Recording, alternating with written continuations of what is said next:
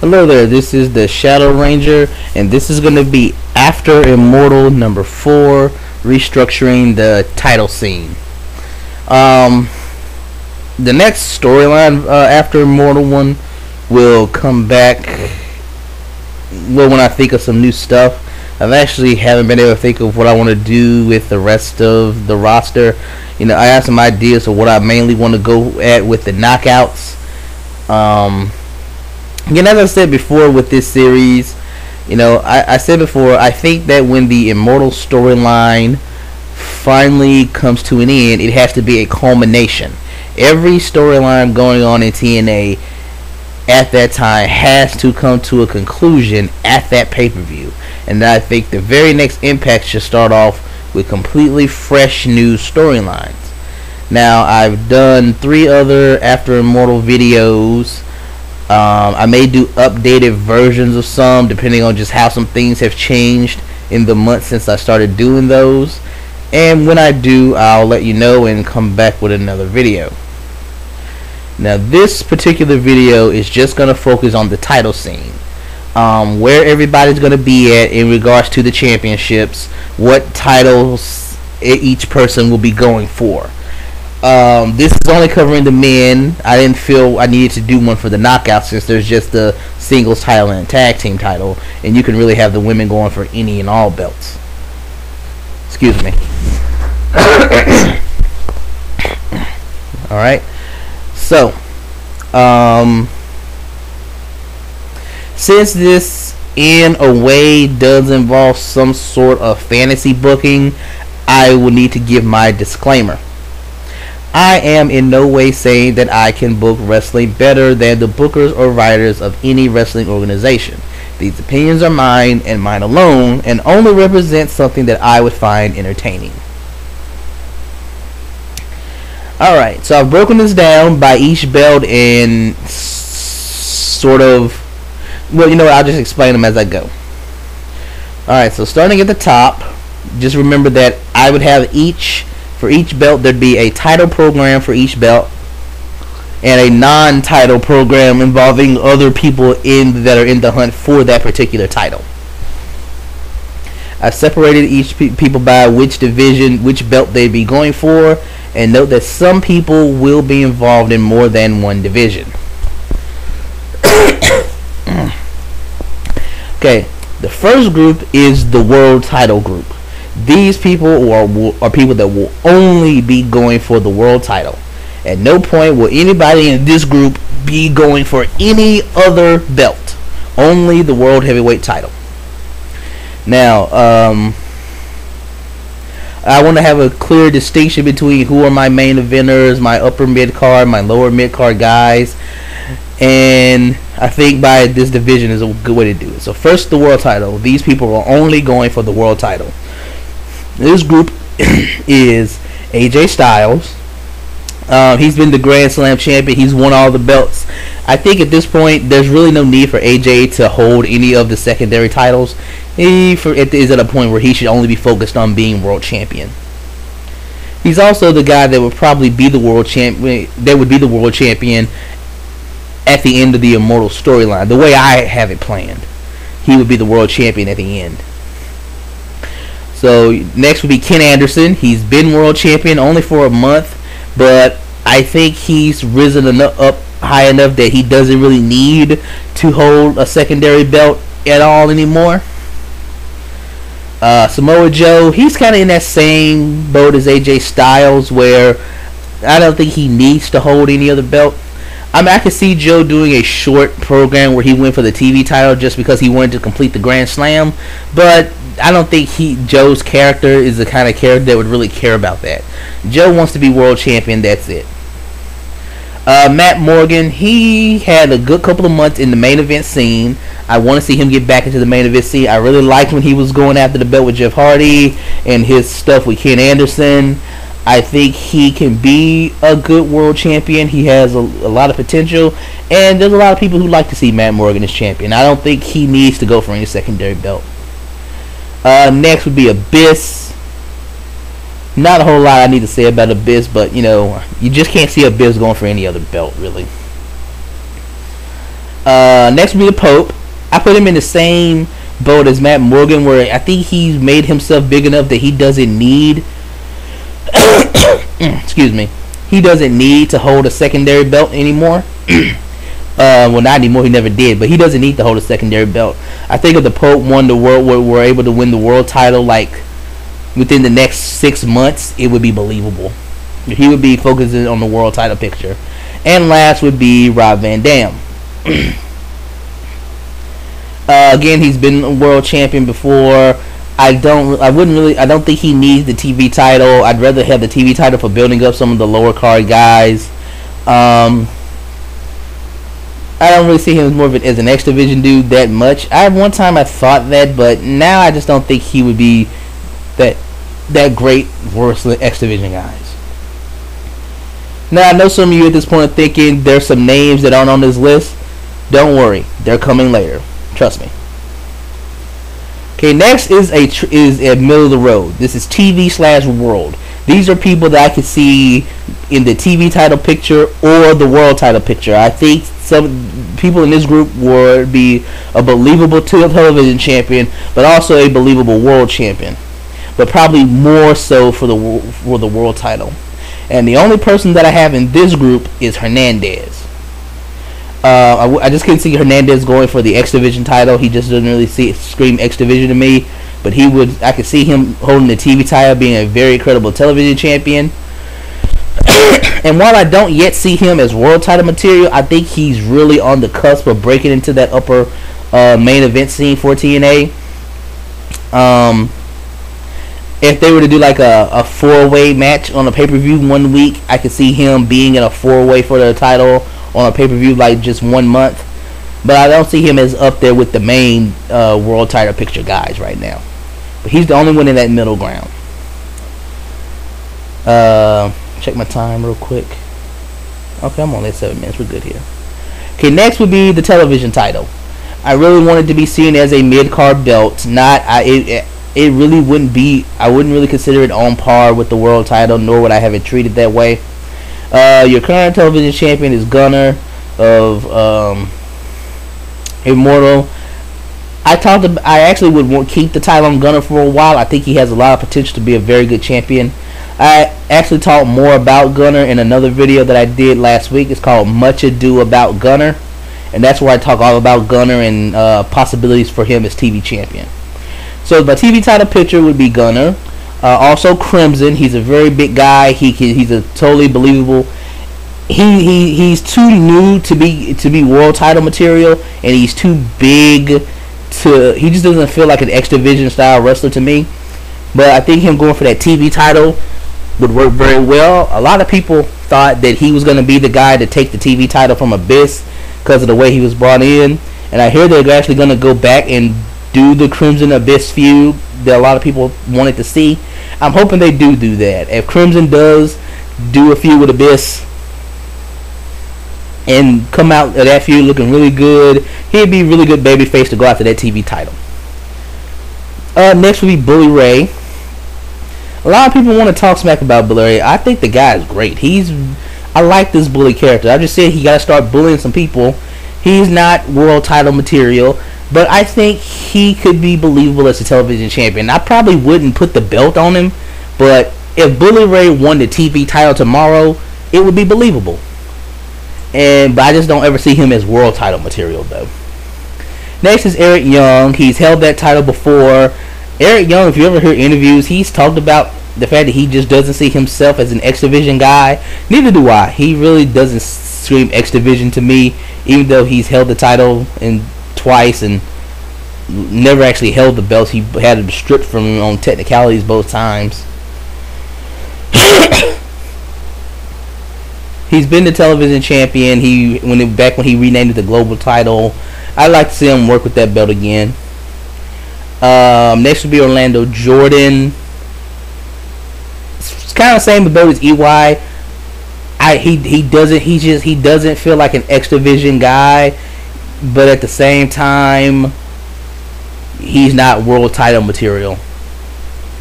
But he's another guy who I feel like if he won the TV title tomorrow, it'd be believable, and I actually wouldn't have a problem with that.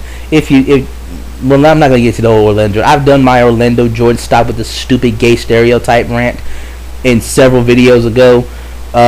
Go check out re-gimmicking Orlando Jordan to hear all my thoughts on that. And if he can get his health issues straightened out, Desmond Wolfe. I still have no idea what happened to Desmond Wolfe. Nobody's ever said anything publicly, but whatever it is, he's chosen not to speak on it. And TNA hasn't said anything. They would, my guess is they know, but they're respecting his privacy by not saying what the issue is. So if Desmond Wolfe can be cleared to wrestle and get his health issues under control, I like Desmond, and I like to see him come back, and I think that's where I put him. But much like Orlando, much like Eric Young, he just doesn't feel like an X Division guy to me. I just don't see Desmond Wolfe in the X Division, but I don't quite see him as world title material yet. I know he was a champion in ROH, but that's a very different company than TNA is. Okay, next is my middle ground, TV/X. These are people who I can see being TV champion or X Division champion. Okay, now that group is Doug Williams. He's held both titles, and he held both titles believably. So, I mean, that's really all you have to say. He was a very good X Division champion. He was a very believable television champion. He could easily go for either belt. Jay Lethal. I think Jay Lethal's he's been X Division champion 6 times. There's really not much he could do. I think Jay Lethal has the skill to work with some of the bigger guys. So he's the guy I can see going for either he could be a very good X Division champion again, or he could be a believable television champion. Next on this list is Matt Hardy.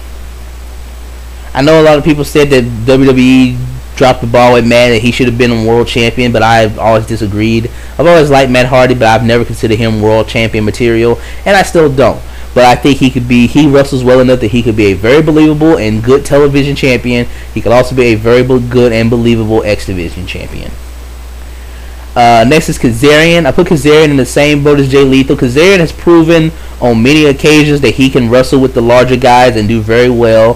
He's had some very good matches with Samoa Joe in the past. He's had some very good matches with AJ Styles. He's had great matches with Kurt Angle. He clearly is able to be a very good X Division champion because he's the current champion and is a multi-time champion.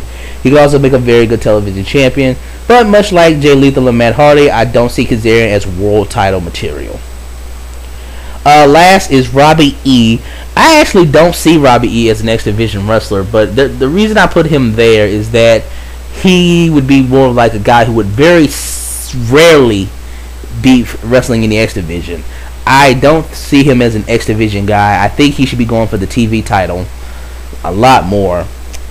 But if you never need an extra guy for an X Division match, or an X Division tag match, an X Division battle royal, Robbie is good, can do it. He's a former X Division champion, although he didn't hold the belt very well. But I could think he'd be much more believable as TV champion. So while he could do some sparing, I put him in this group, in the TV/X group, because while I'd have him more going for the TV title, he would be very occasionally used with some of the X Division stuff. Okay, now next group is X Division. These are people that I see as only going for the X Division title. That group consists of Amazing Red, Brian Kendrick, Suicide, regardless of who plays them. The Suicide character is really just built for the X Division. I can't see Suicide holding the TV title or the world title, or even being half of the tag champs, really. He's designed to be in the X Division. The sort of cartoony mask character is what I think the X Division should be. Shannon Moore. Now, I wouldn't break up Inc., but in the times where Inc's not really in the tag title hunt, if they do some separate stuff, Shannon Moore could fill in some X Division stuff. He's kind of more like Robbie E. He can hop in and be in an X Division tag or an X Division multi-man X Division match when you need an extra person. Chris Sabin, multi-time champion. He's proven he can hang with the X Division. I don't see him holding any other belt. Same as Alex Shelly. I put Alex Shelly in this group too. If you need a couple extra bodies for a big X Division schmoz spot fest, They're two good go-to guys. You can probably put Generation Me in this group too, but I didn't. Alright. Last group is all singles. These are guys that could believably go for any singles title. They could be X Division champion and do it well. They could be television champion and hold it well. They can even go for the world title and be very believable champions. Any singles title, these two guys could go for it at any time. 1 month they could be in the X Division title match. Next month they could be in the TV title match. The month after that they could be in the world title match. And I think you could put either guy in either division and make it totally believable. In this group, there are only two guys, Kurt Angle and Christopher Daniels. Now, I talked about Kurt Angle in depth in a video I did a couple months ago. That was actually the last After Immortal video. That was after Immortal episode 3, from Olympic Gold to X Division Gold, where I talked about Kurt Angle being the X Division champion. I would have Kurt Angle more so in the X Division as sort of something new he can do to reinvent himself. You know, Kurt Angle always talks about wanting a new challenge, new achievements, reinventing himself. He's done interviews where he's talked about wanting to wrestle the X Division guys more, and that's what I'll have him do. Because after he finishes up this long feud with Jeff Jarrett and Karen and all that stuff, he needs to be doing something completely different. The next angle that Kurt Angle does, his next storyline has to be something based on him being back to just wrestling and competition, looking for a new achievement, and that would be him. That video tells all the details, but that video is really old. I did that video back when Fortune was still heel, so when you watch that video, just keep in mind, replace Kazarian with Matt Hardy in that video, and it would still kind of work the same way. Angle could work going for the TV title again as an achievement thing. I actually see Kurt Angle trying to go after Gunn and win that TV title because it's the only belt he hasn't won. Remember, Kurt Angle has held every other belt in TNA. He's been world champion. He's been tag team champion and X Division champion, although his runs with the tag and X Division title were very, very short-lived. They lasted a month. He lost the X Division title to Jay Lethal in a really fun match back in 07. Is that 07 or 08? Yeah, that was 07, I believe. And, of course, you know, he lost the tag. He teamed up with Sting, and they lost the tag titles to R-Truth and Pac-Man Jones in a match that we'd all like to forget ever happened. But I could see a feud with Kurt Angle going after Gunner just on I want a new achievement. I want to complete the Grand Slam. I can't be the first. There's only one Grand Slam champion in TNA history. That's AJ Styles, and I want to be the second. I can't be the first, but I do want to be the second. I want to complete that Grand Slam before anyone else ever does, before any other person beats me to it. And to complete the Grand Slam and have held every title in TNA, I need to win the TV title, and that's sort of why he's going after Gunner. I actually had an idea for a three-way feud with Gunner as the TV champion, feuding with Kurt Angle and Samoa Joe, and I think it would be a very good program to help build him up. And it would be based on both guys, both Kurt Angle and Samoa Joe, both want to win the TV title because they both want to complete the Grand Slam. They're trying to see who can complete the Grand Slam first. As you recall, Samoa Joe has also been World Champion, X Division Champion, and Tag Champion. Kurt Angle has been World Champion, Tag Champion, X Division Champion. Both guys would need to win the TV title to complete the Grand Slam. And it's more of a rivalry of them both going after Gunner, trying to see who can beat him first to win the title, and Gunner being the heel be sort of like using their rivalry to keep them going after each other, for him to keep the belt. Like it might look like Angle's about to beat Gunner and Joe will interfere, and then maybe it looks like Joe's about to beat Gunner and Angle will interfere, and Gunner still being the heel coming out of the thing with his belt the whole time. And it's, can Gunner hang on to his belt? Can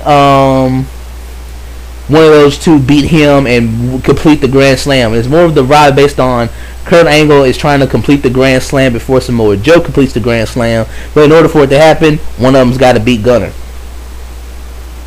That's just the idea. I may flesh out that idea more in a later video. Kurt Angle going for the world title. Of course, he's been world title multiple times. Christopher Daniels wins the X Division title tomorrow. It's believable. He wins the TV title tomorrow. It's believable. He can win the world title tomorrow. I think a lot of people would love it. I personally don't see Daniels as big world title material, but you could stick him in a world title match at any time and buy it. I probably would never put the world title on Christopher Daniels though. But he's totally believable in a world title match. So those three can go to any belt. Check my time. I'm a little over 20 minutes. Okay. Let me do the last part. And the last is the tag teams. So I'm counting 1, 2, 3, 4, 5, 6, 7, 8. 8 tag teams here. Some guys would split at different times, then go for a other belt, some of the singles titles. But these would be what I'm looking at in the tag team scene. You have the tag team champions, Beer Money Inc., of course. Motor City Machine Guns, Generation Me. Stop this stupid breakup angle of them. I don't care how you do it, but figure out some way to say that Max and Jeremy got some therapy or talk to their parents, but whatever, they're back on same page. Because I need them on the same page because I want them to feud with the Hardy Boys. And I did a video on that. That was the first After Immortal video where I talked about a Hardy Boys Jim Me feud. And I would have it. This would only happen, again, anything involving the Hardys is predicated upon Jeff getting his shit together, not screwing up anymore. You don't actually have to worry about Matt. Matt doesn't screw up as bad as Jeff does. But get those two back together. And I actually have them teaming because I really, after what happened at Victory Road, I personally just wouldn't trust Jeff to be in the main event scene going for any belt. I would keep him out of it for a while until he's kind of redeems himself and is ready to go back into it. Plus, Hardy Boys reunion would be pretty cool. I think a lot of people get into it. You know, I think a lot of people really get into seeing Hardy Boys versus Beer Money, Hardys versus Machine Guns, Hardy versus Jin Me. I do a whole Jin Me feud against the Hardy Boys, and you watch the first After Immortal video, Hardy Boys Generation Me talks about that. Crimson and Amazing Red, because although they haven't done much with it, the storyline to bring in Crimson was that kayfabe wise, he is Amazing Red's brother. If they're brothers, they can be a tag team. They need a team name though. I can't think of a name though.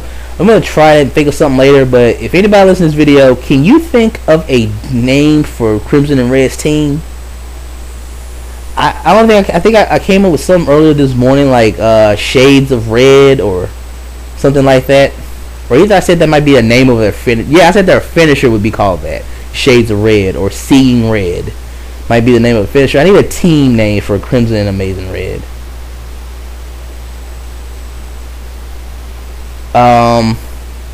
British Invasion / London Brawling. Magnus and Williams make up the British Invasion, but Magnus and Desmond Wolfe make up London Brawling. But the three of them would get back together as a group. So if one's focusing on a singles belt, the other two could focus on the tag belts.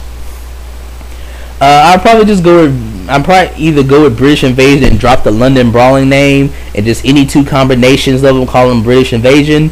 But I might also do it like this.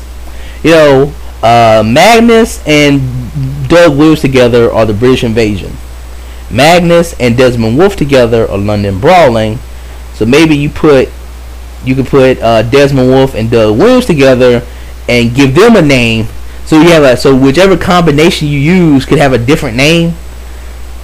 This is an odd thought I came up with, but that would be a team. Then you also have Mexican America, Hernandez and Anarquia. I actually think they should be the guys to win the titles from Beer Money, because then they'd have like the men's tag titles and the women's tag titles in their little group. And you know, with TNA doing the whole they just started this new deal of them on the MTV Trace. It's like a Spanish language version of MTV that's going to be airing Impact. I mean, I think that's why the Mexican America group is getting pushed. I also remember reading stuff about they're going to bring Amazing Red in. It's going to debut like a new masked gimmick, like a luchador gimmick. That's something they could do. So Mexican America, they could work in tags when, you know, neither guy. You know, now I think about it, I probably should have put Anarquia up there in the TV title picture. But maybe that's wait for the future though. But you know, Hernandez and Anarquia, after we learn more, I want to see more of Anarquia and learn more about him, and they could do some stuff together as Mexican America, and they could be in the tag team division too. And finally, you have Inc., who are a current tag team. Shannon Moore, Jesse Neal. People like them. they're another group they're kind of teasing like either a heel turn or a breakup. I hope they don't do it. But that's all. So that's all the divisions as far as the men go. The reason I did this video is because we all know, I've heard about, the fact that TNA has a very crowded roster. I always hear talks about them trying to bring new talents in, and they say they're trying to bring in guys to beef up the X division, which I'm like, well, let's see how we use the guys you got. So I'm using all the guys you got now, and I think we can make some of this stuff work.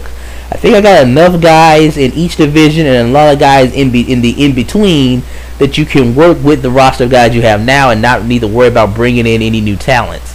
The roster is already so crowded, and the episode and Impact is such a crowded show because they do so many storylines to get it so many people on. And, the last thing they need is more talent, except a few more women. I personally think that there's really no reason. TNA really does not need to hire any more male wrestlers.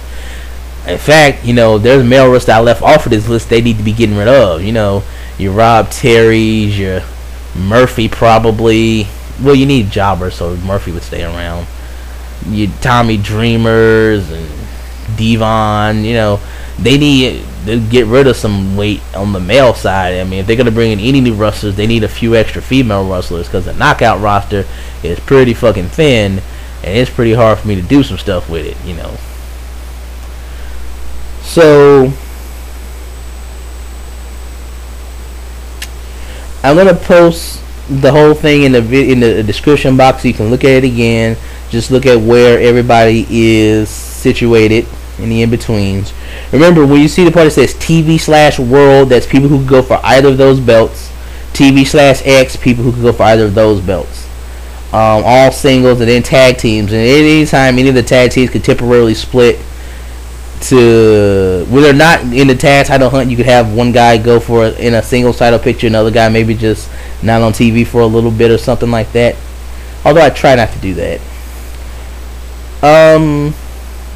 Yeah, so that is all I have to say for this video at 27 minutes. I hope this video wouldn't take so long, but I did a lot of talking and rambling in the middle of it. So let's wrap it up. This is the Shadow Ranger. Thank you for listening. If you like my videos, please subscribe. Follow me on Twitter at TJSMITH3. I had fun doing my last Q&A video. Again, I'm going to do those after 5 questions. So if you enjoyed my first 2 Q&A videos and would like me to do another one, just send me questions. As soon as I get 5 good questions, I'll do another video. I enjoyed doing the first one. I enjoyed doing the second one. And I look forward to doing a third. Alright, thank you for listening. Have a nice day.